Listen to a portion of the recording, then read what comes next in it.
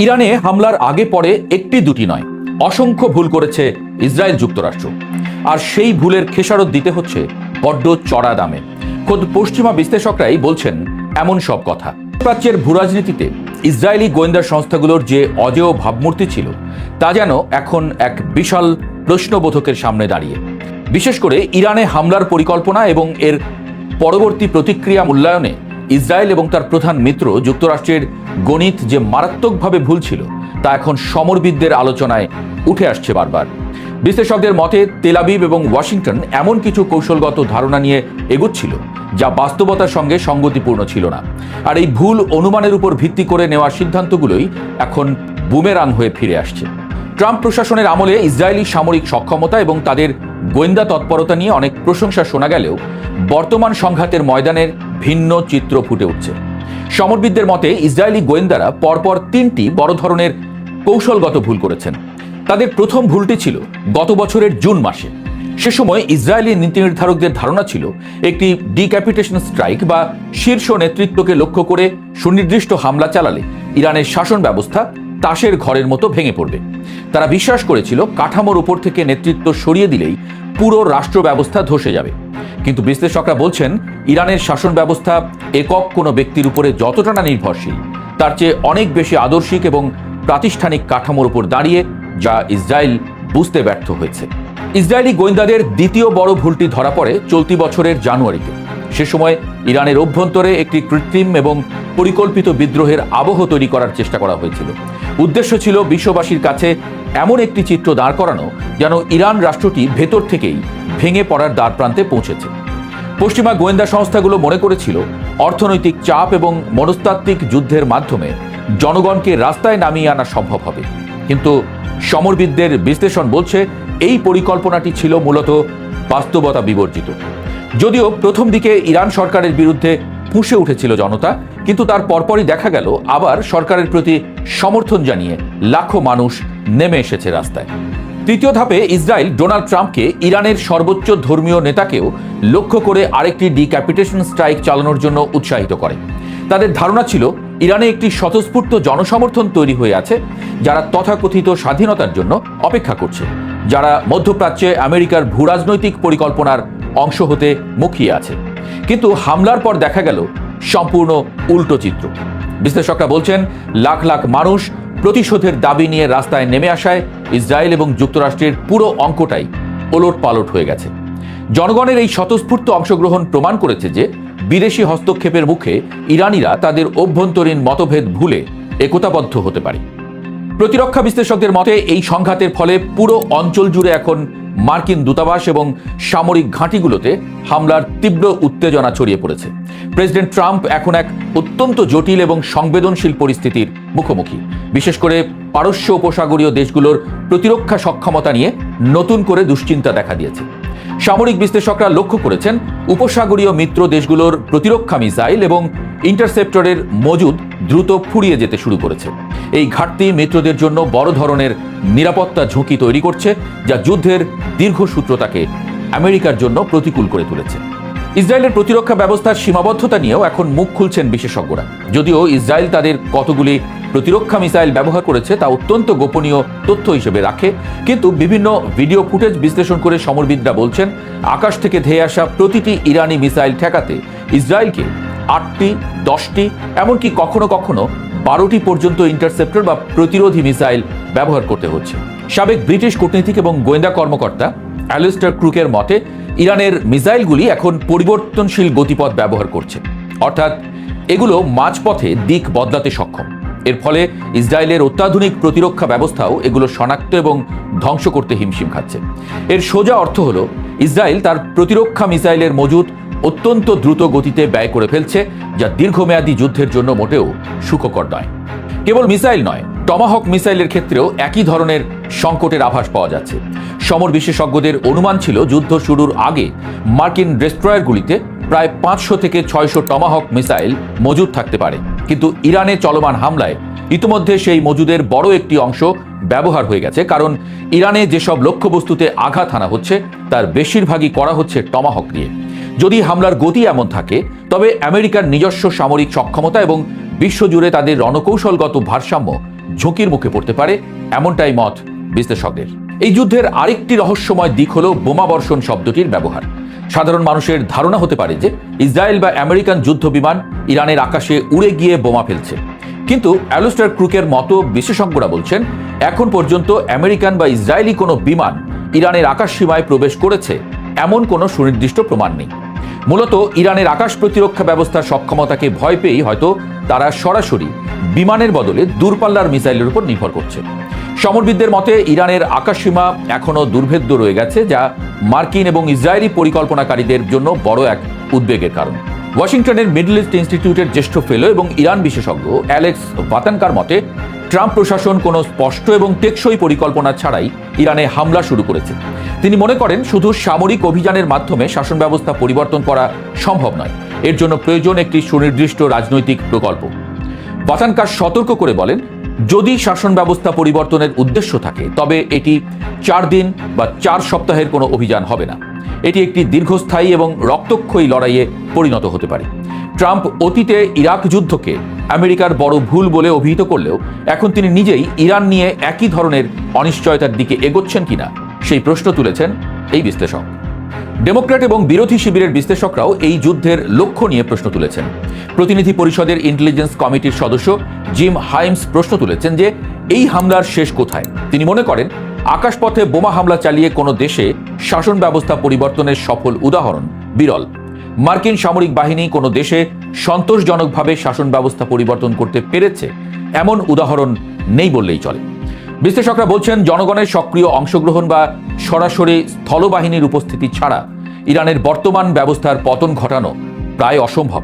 আর সরাসরি স্থলযুদ্ধ শুরু করা মানেই হলো আমেরিকার জন্য আরেকটি অফুরন্ত যুদ্ধে জড়িয়ে পড়া। ইরানের সর্বোচ্চ নেতা এবং অন্যান্য শীর্ষ নেতাদের মৃত্যুর খবর নিশ্চিত হওয়ার পর ট্রাম্প দাবি করেছেন ইরান এখন আলোচনায় আগ্রহী, কিন্তু বিশ্লেষকরা এই দাবিকে বাস্তবসম্মত মনে করছেন না। তেহরান ইতোমধ্যে আলোচনার সম্ভাবনা নাকচ করে দিয়েছে। অ্যালেক্স ভাতানকার ধারণা ট্রাম্প সম্ভবত ইরানের শাসন ব্যবস্থা পুরোপুরি পরিবর্তন করতে চাইছেন না, এর বদলে তিনি একটি দুর্বল শাসন ব্যবস্থা চান যা আমেরিকার স্বার্থের পরিপন্থী হবে না। কিন্তু ইরানের পাল্টা হামলার তীব্রতা এবং মার্কিন সেনাদের হতাহত হওয়ার ঘটনা ট্রাম্পকে আরও কঠোর অবস্থানে যেতে বাধ্য করতে পারে, যা পরিস্থিতির আরও অবনতি ঘটাবে। সর্বশেষ তথ্য অনুযায়ী ইরানের পাল্টা হামলায় কয়েকজন মার্কিন সেনা নিহত এবং বেশ কয়েকজন আহত হয়েছেন। এই প্রাণহানি হোয়াইট হাউসের উপরে চাপ বাড়িয়ে দিয়েছে বহুগুণ। ট্রাম্প ভিডিও বার্তায় ইরানের জনগণকে জেগে ওঠার আহ্বান জানালেও মাঠ পর্যায়ে তার কোনো প্রতিফলন দেখা যাচ্ছে না। বিশ্লেষকরা বলছেন এই আগ্রাসন ইরানি জনগণের মধ্যে শাসন ব্যবস্থার প্রতি সমর্থন আরও বাড়িয়ে দিয়েছে। সমরবিদদের বিশ্লেষণ থেকে এটা স্পষ্ট যে ইসরায়েল এবং যুক্তরাষ্ট্রের যে গাণিতিক হিসেব ছিল, অর্থাৎ হামলা করলে ইরান ভেঙে পড়বে, তা বাস্তবে মেলেনি। উল্টো তারা এখন এমন এক চোরাবালিতে আটকা পড়েছেন যেখান থেকে সম্মানজনকভাবে বেরিয়ে আসার পথ ক্রমশ সংকীর্ণ হয়ে আসছে। আসসালামু আলাইকুম প্রিয় দর্শক, সাবেক প্রধান উপদেষ্টা ডক্টর মোহাম্মদ ইউনূস ক্ষমতা ছাড়ার আগেই গেজেট নোটিফিকেশনের মাধ্যমে তিনি নিজেই যে নিজের বিশেষ ক্ষমতা আদায় করে নিলেন, বিশেষ সুবিধা আদায় করে নিলেন এবং নিজেকে ভিভিআইপি হিসেবে ঘোষণা করিয়ে নিলেন, তা নিয়ে এখন নানানমুখী জল্পনা কল্পনা শুরু হয়েছে। একদিকে তিনি যে রাষ্ট্রপতি হতে যাচ্ছেন সেটি যেমন আলোচনায় এসেছে, আবার অন্যদিকে আইন বিশেষজ্ঞদের কেউ কেউ বলছেন যে তার এই কাজটি একদিকে যেমন নৈতিকতা বিরোধী অর্থাৎ চরম স্বার্থপরতার, অন্যদিকে রীতিমতো সংবিধান লঙ্ঘনের মতন কাজ। ডক্টর ইউনূস যে অধ্যাদেশটি অতি গোপনীয়তার সঙ্গে করেছেন তা 2006 সালের 29 অক্টোবর SRO 285 নম্বর সংশোধন করে করা হয়েছে। ওই আদেশে যেটি বলা হয়েছিল তা হচ্ছে রাষ্ট্রপতি, প্রধানমন্ত্রী, নির্দলীয় তত্ত্বাবধায়ক সরকারের প্রধান উপদেষ্টাকে স্ব পদে কর্ম বসানোর তারিখ হইতে এবং জাতীয় সংসদের বিরোধী দলীয় নেতাকে নির্দলীয় তত্ত্বাবধায়ক সরকারের প্রধান উপদেষ্টার কার্যভার গ্রহণের তারিখ হইতে বাংলাদেশের অভ্যন্তরে সর্বোচ্চ 3 মাস অতি গুরুত্বপূর্ণ ব্যক্তি হিসেবে ঘোষণা করিল। কিন্তু ডক্টর মোহাম্মদ ইউনূস এখানে তিনি নিজে এককভাবে নিজের স্বার্থের জন্যই এই বিষয়টি সংশোধন করা হয়েছে, যে অধ্যাদেশ ছিল। এদিকে এই অধ্যাদেশ জারির বিষয়টি বেশ কয়েকদিন পর জানাজানি হলো, অর্থাৎ এটি গেজেট আকারে প্রকাশ পেয়েছিল 10 ফেব্রুয়ারি। 17 ফেব্রুয়ারি নতুন সরকার এলো, তারেক রহমান প্রধানমন্ত্রী হিসেবে শপথ দিলেন, ডক্টর ইউনূস যমুনা ছাড়লেন। তারপর এসে প্রায় 16-17 দিন পরে এসে প্রকাশ পেল যে তিনি নিজেকে ভিভিআইপি হিসেবে ঘোষণা করেছেন। এবং এর মাধ্যমে তিনি কি কি সুবিধা পাবেন এর আগে আপনাদেরকে জানিয়েছি, বা আপনারা এর মধ্যে অন্য মাধ্যমে জেনেছেন। তিনি যে বিশেষ নিরাপত্তা পাবেন এসএসএফ এর মাধ্যমে, তা কেবল বাংলাদেশের প্রধানমন্ত্রী পেয়ে থাকেন, এখন তিনিও পাচ্ছেন। এর বাইরে তিনি অতি গুরুত্বপূর্ণ ব্যক্তি হিসেবে রাষ্ট্রের অন্যান্য সুযোগ সুবিধা ভোগ করবেন। এমনও আমি জানিয়েছিলাম যে প্রয়োজনে তিনি এই মেয়াদ বাড়াতে পারেন। বারাক আর না বারাক, আসলে এর মধ্যে আর কি ধরনের দ্রোহিসন্ধি রয়েছে? তিনি যে রাষ্ট্রপতি হতে চান বা তাকে রাষ্ট্রপতি করার বিষয়ে নানান ধরনের যোগাযোগ চলছে বিভিন্ন মাধ্যমে, বা নানান ধরনের চাপ আসছে তারেক রহমানের বিষয়ে, সেটি আবার ভারতের কোনো কোনো গণমাধ্যম তুলে ধরেছে। এবং এই বিষয়টি জানাজানি হওয়ার পরে, মানে তার যে নিরাপত্তার বিষয়টি এবং নিজেকে ভিভিআইপি ঘোষণার বিষয়টি জানাজানির পরে, জুলাই সনদ নিয়েও নতুন করে বিশেষ একটি বিষয় আলোচনায় এসেছে যে জুলাই সনদে রাষ্ট্রপতির ক্ষমতা যে অস্বাভাবিক হারে বাড়ানো হয়েছে, সেটি সংসদের মাধ্যমে পাশ করতে হবে যদি বিএনপি সরকার চায়। কেন বাড়ানো হয়েছিল রাষ্ট্রপতির ক্ষমতা বিশেষভাবে? ডক্টর মোহাম্মদ ইউনূস যাতে এই আসনে বসেন এবং তখন তিনি তার ব্যাপক ক্ষমতার চর্চা করতে পারেন, এ ধরনের নানান ম্যাটিকুলাস ডিজাইনের মাধ্যমে সবকিছু করা হয়েছে। এখন আস্তে আস্তে সব বের হচ্ছে। তো যেটি জানা গেছে, যুক্তরাষ্ট্র, ব্রিটেন এবং আরও বেশ কয়েকটি ক্ষমতাধর রাষ্ট্র নাকি তারেক রহমানের উপর চাপ প্রয়োগ করছেন ডক্টর মোহাম্মদ ইউনূসকেই প্রেসিডেন্ট নির্বাচনের জন্য, এবং তাকে প্রেসিডেন্ট হিসেবে দেখার জন্য তো মুখিয়ে আছে জামাত ইসলামী এবং এনসিপি। জামাত ইসলামী এবং এনসিপি তো প্রত্যক্ষ পরোক্ষভাবে তারা ডক্টর ইউনূসের কথাই বলছেন অনেকখানি, এবং নিঃসন্দেহে তারা বর্তমান রাষ্ট্রপতি শাহাবুদ্দিন সাহেবকে চান না। সংসদের প্রথম অধিবেশনে রাষ্ট্রপতি মোহাম্মদ শাহাবুদ্দিন ভাষণ দিবেন প্রথা অনুযায়ী, রীতি অনুযায়ী, সেটিতেই আগে থেকে বাদ সাধা শুরু করেছে এনসিপি এবং জামাত ইসলামী। তারা রাষ্ট্রপতিকে ছুঁড়ে ফেলতে চেয়েছিল, সংবিধান ছুঁড়ে ফেলতে চেয়েছিল, তার কোনো কিছুই তো বাস্তবায়ন হয়নি, পারেনি।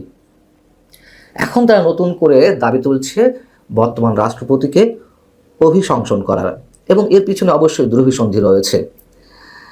বিএনপি চাইছে যে রাষ্ট্রপতি ভাষণ দিক প্রথা অনুযায়ী বর্তমান রাষ্ট্রপতি, এবং সেই ভাষণে কথিত জুলাই গণহত্যা নিয়ে তার বক্তব্য থাকবে।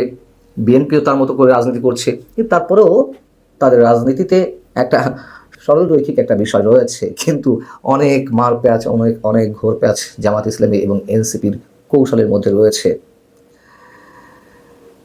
আমাদের একটু মনে রাখা দরকার যে তারেক রহমানের মন্ত্রিসভায় পররাষ্ট্রমন্ত্রীর দায়িত্ব পেলেন ডক্টর খলিলুর রহমান, ডক্টর ইউনূস সরকারেরই যিনি বহুল বিতর্কিত নিরাপত্তা উপদেষ্টা ছিলেন, এবং যুক্তরাষ্ট্রের সঙ্গে তার যে সম্পর্ক, নানান ইস্যুতে যুক্তরাষ্ট্রের নানান পর্যায়ে কর্মকর্তাদের সাথে তার যে দৌড়ঝাঁপ, এবং সর্বশেষ পর্যায়ে বহুল বিতর্কিত এবং বাংলাদেশের জন্য ভয়ঙ্কর একটি শুল্ক চুক্তি করে আসা হলো, সেই সব জায়গা থেকেই অনেকেরই ধারণা, একেবারে বদ্ধমূল ধারণা, যে ডক্টর খলিলুর রহমান যুক্তরাষ্ট্রের চাপেই বা যুক্তরাষ্ট্রের প্রেসক্রিপশনেই নতুন এই সরকারের পররাষ্ট্রমন্ত্রী পদটি বাগিয়ে নিতে পেরেছেন। এবং একথাও সত্য কথা যে তারেক রহমান বহুমুখী চাপের মুখে রয়েছেন। পল কাপুর আসছেন, দক্ষিণ এবং মধ্য এশিয়া বিষয়ক যুক্তরাষ্ট্রের সহকারী পররাষ্ট্রমন্ত্রী, তো তিনি নাকি বিশেষ বার্তা নিয়ে আসছেন, বিশেষ কিছু বার্তা। সেই বার্তার মধ্যে নতুন কোনো বার্তা এরকম আছে কিনা যে ডক্টর মোহাম্মদ ইউনূসকে প্রেসিডেন্ট করতে হবে, গুঞ্জন চলছে, আমরা নিশ্চিত নই। তবে যদি হয়েও থাকেন, বা ডক্টর মোহাম্মদ ইউনূসকে যদি রাষ্ট্রপতি করা হয়ে থাকে অদূর ভবিষ্যতে, তাতে অবাক হওয়ার মতন কিছু থাকবে না বোধ হয়। ভালো থাকুন সবাই।